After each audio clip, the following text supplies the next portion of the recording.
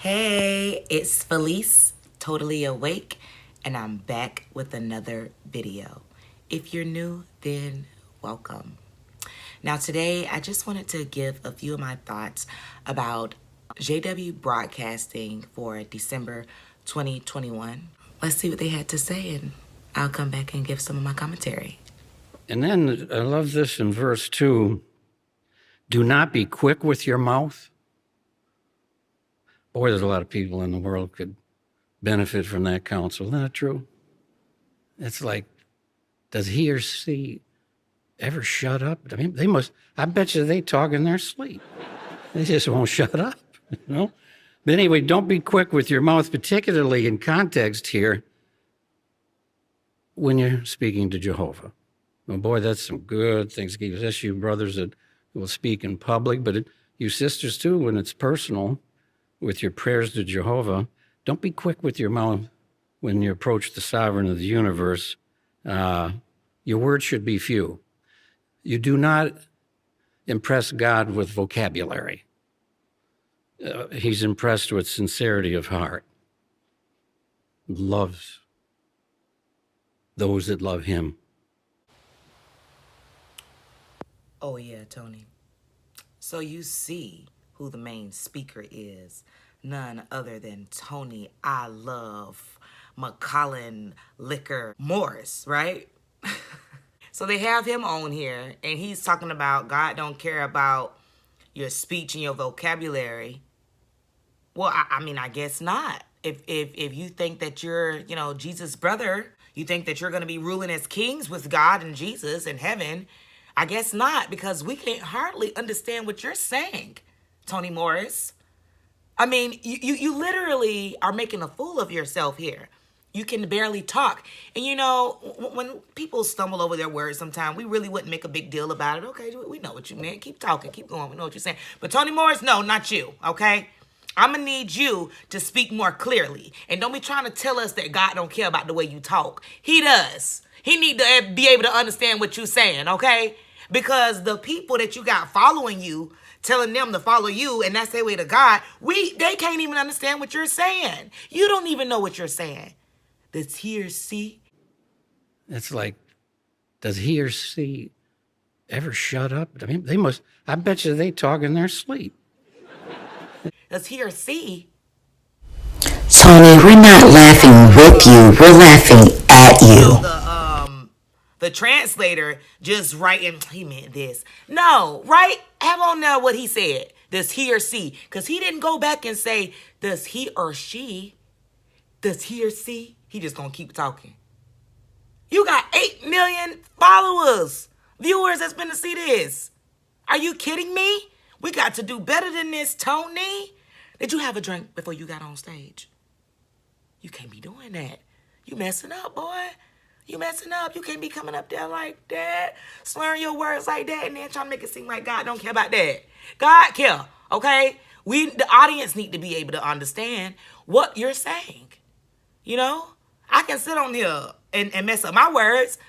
I only got over 6,000 subscribers, and all of them don't even come and watch my video, okay? So I can mess up my words. I got the option to go back and edit,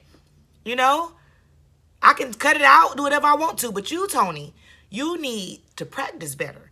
Instead of sitting back and sipping, you might need to be going over what you're about to say to the audience, okay? And all different languages, he treasures those prayers. And then he mentions this about a dream. Comes from too many preoccupations in the Revised Bible here, too many cares. So this idea isn't just dreams from a busy, busy day. This preoccupation with self is being warned against here. Don't do it. They do not do it. Don't be preoccupied with yourself. Don't do it. You heard what he say. You better listen to your daddy. Don't do it. Don't be preoccupied with yourself. Slave for the Watchtower, you Gilead graduates, and all you other Jehovah's Witnesses out there listening to the JW broadcasting. Don't be preoccupied with yourself. We need you to slave for Jehovah. You see these Gilead graduates, they really trying to put in the work. Be like them. Remember what you came here to do. It's all about them, see? They don't want you to do anything for yourself. What do you mean? Don't get preoccupied with yourself. So you don't want me to invest in myself? To make sure that I have success in life? To make sure that I perhaps have nice things and get to do nice things? Because that's what happens when people get preoccupied in their self. They start investing in themselves. And you see, Watchtower, they don't want that. They want you to invest all your investments into them. They want you to slave for their organization and their cause. All the while, having you thinking that you're doing it for God. When God has nothing to do with what they got going on over there. I mean, it's quite obvious, I'd say. But be careful, you have the privilege now. You'll be praying more in public, probably than you have ever before. You get privileges, And when you're praying to Jehovah, sometimes we don't want to be counseling, criticizing prayers. We try to be careful with that. But sometimes you even hear a prayer at Bethel, and it's like, okay, we're trying to eat breakfast here. And I've told folks, it's like, I just can't help it.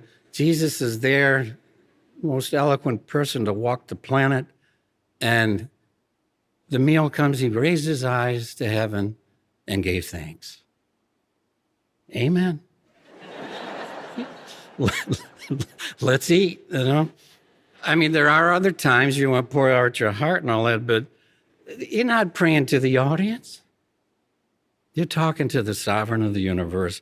The counsel is, now I'm a Gilead graduate, your brothers particularly, I'm going to have longer prayers. I hope not. I sure hope not, unless they're private. Well, you got to admit, that was kind of funny when he's talking about people having long prayers at the hall and stuff, because I remember those days. Like, come on, are you serious? Like, who are you trying to impress here? Can we go? We are ready to go home. We already been at this meeting for 2 hours. If it's a Thursday night, we used to go on Thursday nights, my congregation, when I was growing up. And it's just like, okay, we got to go to school the next day. Can we get out of here? Like, because, we still going to want to mingle in the parking lot. You just can't help it. Everybody want to hug each other and all of this stuff before you get out the door. And we got to go to school the next day. And then I can just imagine, they're sitting at Bethel and you have these people giving these long prayers and it's like, are we ready to eat? But at the same time, Tony, you can't be telling people how to pray. And then, you sit up there and say, we don't want to criticize people on their prayers, but then you criticize people on their prayers. And I always thought to myself, while it was a long prayer going on, that I just still had to bow my head and just deal with it, because it was disrespectful to make it seem like somebody getting on your nerves and they're praying. But you don't mind. You don't mind letting them know that you're ready to eat and that they getting on your nerves and they need to cut it short. Even though you just not said that you shouldn't be criticizing nobody's prayer, but then you go and criticizing somebody's prayer. Because you know why? You think that you above everybody else. I guess, governing body. You ain't nobody to me. You nobody to me. Okay? But you call yourself the governing body. Okay? And so you think that you can tell people how to pray to God. Because you know exactly what God like and what he want, because, you think you his homeboy. You know what he thinking and everything. So you telling people how to pray. That's not right, Tony. This isn't right. Don't nobody be telling you how much liquor to get at the liquor store, because you obviously have no limits. Then he gets into something crucial, and it's just so important to keep in mind. Verse 4, let's read 4 and 5. Whenever you make a vow to God, do not delay to pay it. for he finds no pleasure in the stupid ones, morally stupid. And then, very clear, what you vow, pay. What you vow, pay. And then it's better for you not to vow than to vow and not pay. So this is serious counsel. And the warning, don't allow your mouth to cause you to sin. Now, so when it comes to vows, and some of you are married, well, you had the vow. You always have to hold on to that. That's not a light matter with Jehovah God.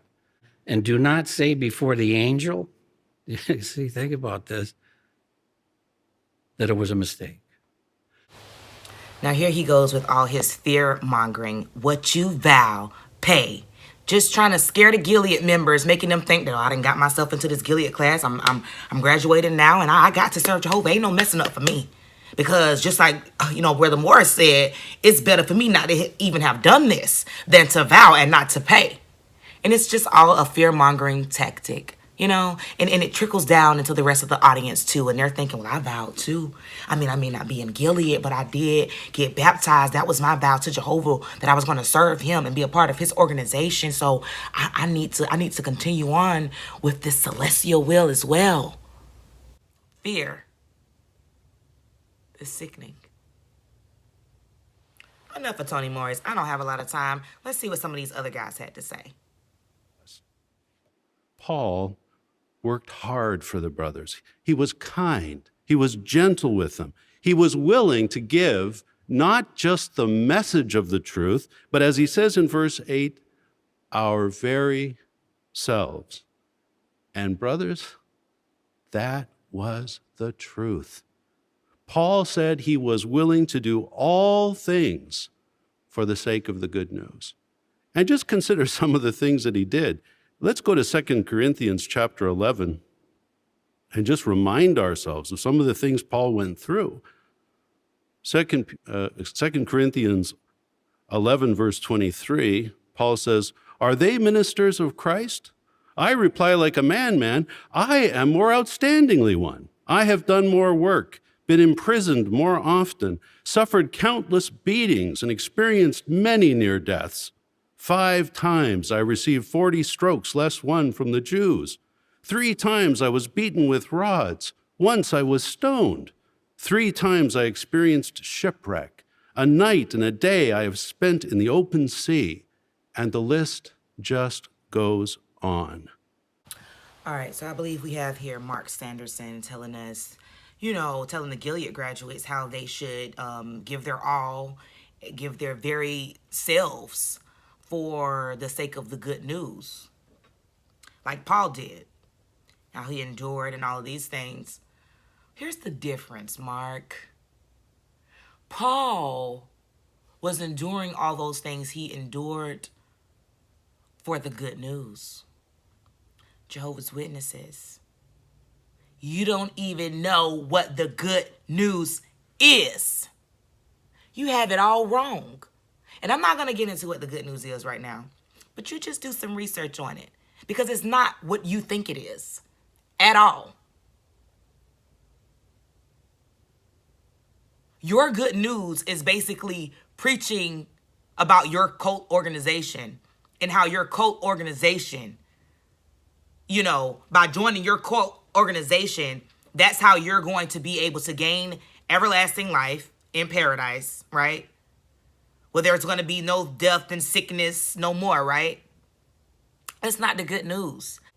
Like I said, you got to do your own research, but y'all don't even have the correct message to be giving your whole selves and enduring so much for a cult organization that you need to do some research on, okay? Jesus said, and you will know the truth, and the truth will set you free. Well, that's something we all know. But don't minimize it.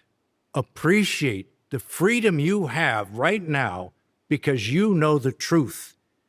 You've been set free from the lies of this world that hold people in bondage about false beliefs in life and death. You're free from human thinking that man is going to remedy the problems of this old world, and we know they can't do it.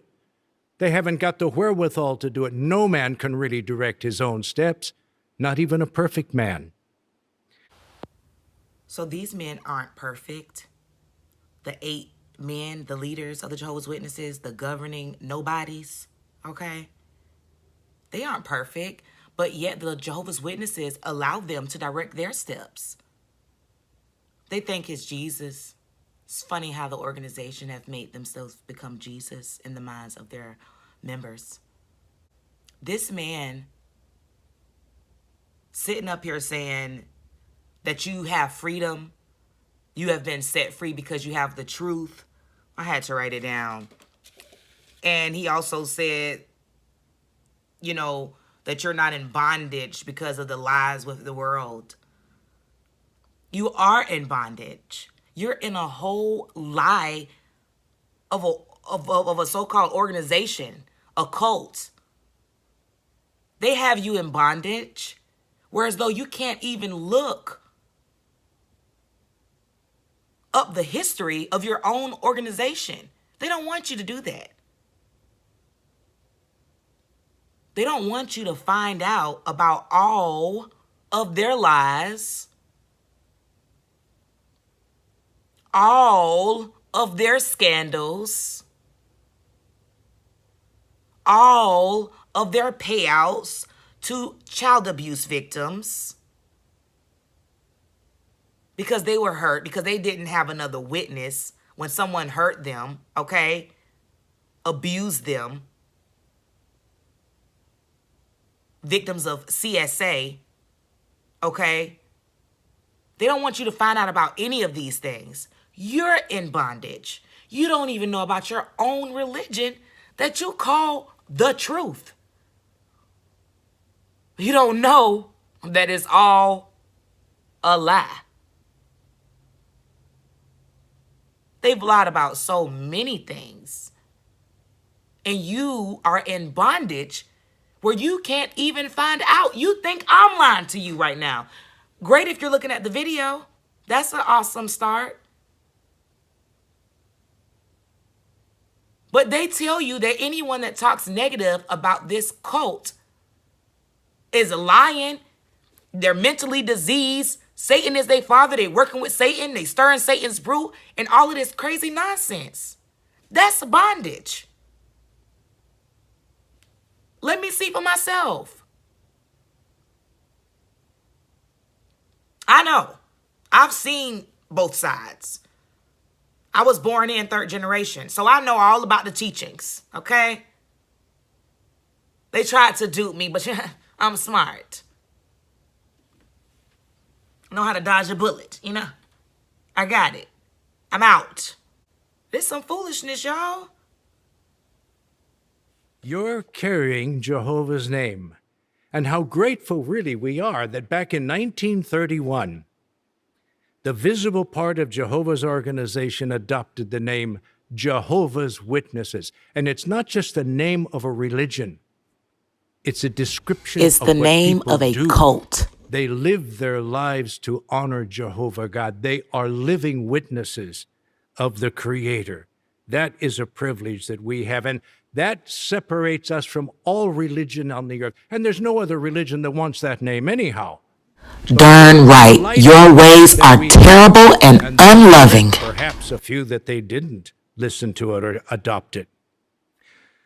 We are God's named people. And at 1 Chronicles chapter 16, verse 10, it says this: boast about his holy name. The vision of many people in this world is limited to just the physical that they see before them, but they can't see the unseen. I remember a man who said, "What has God ever done for me?" That poor man, he was blind, totally blind spiritually. He enjoyed food, drink, the things the earth provides, but he couldn't see behind those physical things. He couldn't see that there had to be a wonderful Creator who provided all of these things for him. You can see the unseen. Hold up, so what you mean? The Gilead graduates have some type of superpowers? Please. See Jesus Christ ruling as King in the heavens. You see the new world that's coming. You see the resurrection of the dead. You see the functioning of Jehovah God's Holy Spirit on his people today. I don't see ya. Finally, you know very well that we've only touched on a few things that you can boast in. But you want to continue doing that, boasting in Jehovah. You can boast also in another thing, that you're slaves of Jehovah. Now, you're in a unique position because very few slaves are allowed to choose their master. But you've done it. You've chosen Jehovah God to be your master and to be a slave to him. And you know that Jehovah is with you, and you're happy and you're willing slaves of Jehovah and of Jesus Christ. And it's a remarkable slavery, really, because no one has the freedom that we enjoy in our slavery to Jehovah God. We're so free and able to do so many things, serving Jehovah, but all the while enjoying the good life that God has given to us. No. No, no, no, no. Don't talk to me like that, okay? There's no freedom in being a slave. I'm no one's slave. I don't like that. Girl, you let him know. Let me tell him. I don't play like that. I don't like that. I don't like that. I don't like that. Now, I don't know if it's just because, I know what my ancestors had to go through, but I don't like that. Don't call me a slave. No one in the audience should be cool with being called a slave. You did not choose your master. Yeah, you chose your master, but it ain't God. Know that, okay? It's the governing body. It's the leaders of the Jehovah's Witnesses. They're your slave masters. You're the slaves. He telling you you a slave. Take heed. Listen to him. Get out. You don't want to be nobody's slave. The Gileads, it's going to be harder for them to get out because they think, they didn't graduate from Gilead school. But the rest of the audience, get out. You don't want to be nobody's slave. This is some foolishness. You can boast also in the brotherhood, that you can gather together in assemblies to praise Jehovah God. And you know Jesus' words are true. 2 or 3 are gathered in his name, there he is in our midst. So whether it's tens of thousands gathered together at a big convention or 2 or 3 gathering together secretly, you know that Jesus Christ is there with you. Right. And I love that scripture, okay? When 2 or 3 gather in my name, Jesus said that he was there, okay? So we don't need you and your homeboys. We don't need none of them 8 nobodies, okay? We don't need none of those 8 governing nobodies to tell us anything, to guide us. We don't need no direction from them because Jesus already told us that he was there. As long as 2 or 3 are gathered in his name. What we need you for? What we need your conventions for? Or any of that? We don't need nothing from you, okay? Know that. All right, y'all. That's all I got to say for now. I could probably have went on and on. There's much more footage that I'm not even going to try to add in my video, okay?